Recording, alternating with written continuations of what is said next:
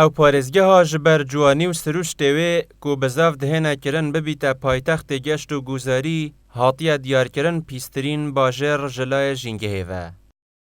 بس دمي من بيجين بيسترين جنجه بس ما بس دفرا كاشيا دفرا كاشي فعلا بيسترين جنجها الويري چونكو جلك ام بيجين تخمن جنجه الويري هاتينا بيسكرن هكر بحثي هواي بكين بحثي آوي بكين حتى بحثي آخي بكين وي دفري او دفرا يا ويران بويا بس ام بيجين پارزگاه دو كي برا امت منصف بين كواشين بيجم باشترين جنجها السرانسر هريما كردستاني يان حتى سرانسر عراقي اوجي الجور اشين بيجم او داتايل بردستمه هي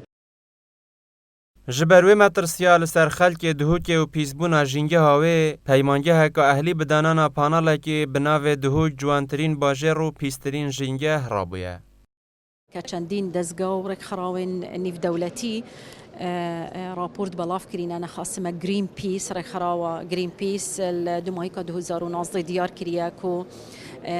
پینجی دور سر آست دنیای خودان جینگه هدگلکت پیسن بونمونه بغدا و هولریه و مخابنی و دهو که جیش بخوفت گریتن اگر جیزورن غازن جهراوی اول کلینا بیرت نفطی درد کون صوتنا قليشي الكاشي چندين قارقهد ريفاينري باقش كرنو تصفية كرنا غازية زيدبونا رجا اوتومبيلايا ديكيلا مولدت كهرباء تايبة افهمي اگرن كو جنگه بيز ببيتن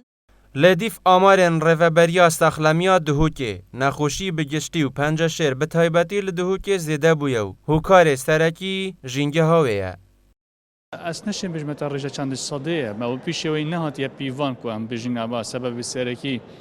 جنگه آن پیزبونا جنگه یا دویجی آمارن پنجه شیر بردام هم تراگهینین برف زیده بونینه بس کوری استاندارد عالم نشتا درواز نبوینه و اگر پیدا بونا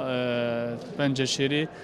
گل اسباب هنه اسباب وراثی هنه و اسباب جنگه بتای بدجی مواد مشع کرهبن بنا سبب سرکی کو نخوشی پنجه شیر پیدا بیته. پارێزگەها دهوکê zêdebûna rêja akinjîbûnê û zêdebûna trombêla û mualîdên karebê jîngehê pîst dikin. Ji bilî vê palavgehên neftê li dîv gotina rêveberê jîngeha dihûkê hûkarê serekiyê pîsbûna dihûkê ne. Karwan Sadeq Gelê Kurdistan Dihûk.